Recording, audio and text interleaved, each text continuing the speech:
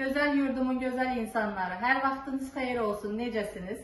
Mənim mətbəximdən sizin mətbəxinizə bir yol qurduq. Bugün də pişirəcəyimiz yeməyi sizinlə birlikdə baxaq görək nə pişiririk. Pişirdiyim şeylərin ərzaqlarını sizə verəcəm. Çox gözəl bir yeməkdir. Mənim qonaqlarımın çox sevdiyi bir yeməkdir. Həm qonaq qarşısına çıxartmaq üçün çox səliqəli bir yeməkdir. İndi baxaq görək yeməyimizin içində hansı ərzaqlar var. Onları bir-bir mən sizə göstərim. Burada toyuğun kuşbaşı doğranmış ətidir. Mən bu dibi ətindən istifadə elədim. Sümüyündən ayırdım. Xırda şəkildə doğradım. Böyük baş soğan. Burada badımcanımız var, kökümüz var, bir də yaşıl noxudumuz var, bir də lavaşımız var. Bunlar isə yeməyimizin üstü üçün. Yeməyimizin üstü üçün burada biz beşamel sos eləyəcəyik. Bir də üzərinə qalanski pendir qoyacaq. Ən əsas mən sizə deyim, sonra elədikcə də bir-bir göstərərəm. Badımcanı, kökü bunları ayrı-ayrı şəkildə qızardacağım. Sonra toyuğu soğanla pişirəcəm. Suyunu çəkəndən sonra soğanlı qoyub pişirəcəm. Daha sonra bu gördüyünüz ərzaqları bir-birinə qarışdırıb bu lavaşın içində boğça şəklində bükəcəyik. Davamını da sizə göstərərəm.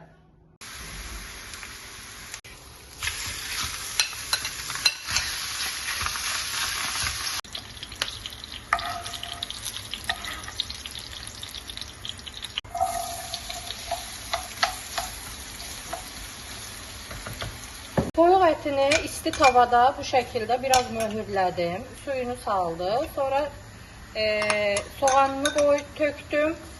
Biraz da soğanla pişsin. Yağını əlavə edəcəm.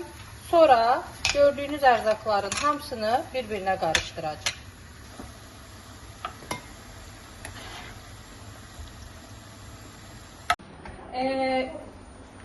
Toyuq etimiz soğanla birlikte pişti. Suyunu çəkdi.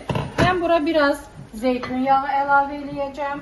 Çox əlavə eləmirəm yağ. Çünki badımcanla kök də yağda qızardığı üçün onlar da canına bir miktar yağ çəkir. Ona görə buna da yağı biraz az əlavə edirəm. Baharatlarımızı qoyuram. Bu pul biber, incə tatlı şirin biber, istiyot, duz. Bunları əlavə elədim. Daha sonra bir yemək qaşığı pomidor salçası əlavə eləyirəm. Bir diş də sarımsaq rəndələyirəm bura.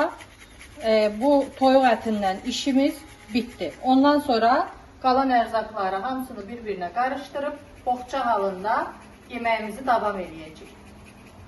Toyuq ətimiz soyuyana qədər biz burada üzərinə çəkəcəyimiz beşamel sosu hazırlayaq. Buna hardasa 2 yemək qaşığı yağ gedir. Bu yağımız ərisin. Yağımız əriyəndən sonra 1 yemək qaşığı dolu unumuzu tökəcəyik. Ondan sonra unun azca qovuracaq, iyisi çıxsın. Ondan sonra südümüzü əlavə edib qarışdıracaq.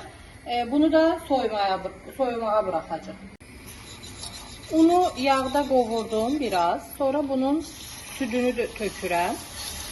Qarışdırıram. Biraz belə pudingdən daha biraz sulu olur. Boğça kebabımızın bütün içine koyacaklarımız ərzaqlar hazır. Burada biraz əvvəl gösterdim. Kızarttığımız kök var. Bunu qarışdırırıq. Sonra kızarttığımız badımcan var. Bunu koyuruq, içine qarışdırırıq. Bir de yaşıl noxudu. Biz qaroq deyirik. Yaşıl noxud hamısını tökmək istəmirəm. Bu qədər bəs eləyər. Daha sonra bunları bir-birinə qarışdıraq. Formasını verək. Fırın qabımıza qoyaq. Fırına verəcəyik. Bu boğça kebabımızın formasını verək. Bir yerdə eləyək görək. Bunu bir lavaşı bir kasanın içində bu şəkildə qoyuruq. Kasanın içine. Daha sonra elədiyimiz ərzağı bunun içine qoyub pükürük bu şəkildə. Belə bir şəkil alırıq. Sonra bunu fırında qoyacağımız qabın içində qoyuruq. Bunun üzerine beşamel sosunu bu şekilde tökürük.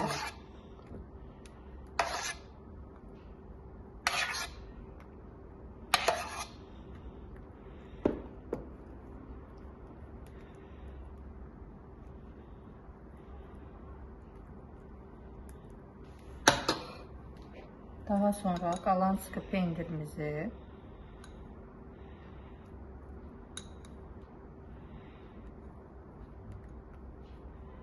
burada məndə iki cür pendir olduğu için biraz renkleri farklıdır ama hiçbir fark eləmir. Normal qalan sıkı pendir üstüne koyuruq. Bu şekilde boğça kebabımız hazırdır. Bunu bu şekilde fırına verəcəyik, pişəcək, qalan sıkı pendirləri əriyəcək, üstü biraz kızaranda götürəcək.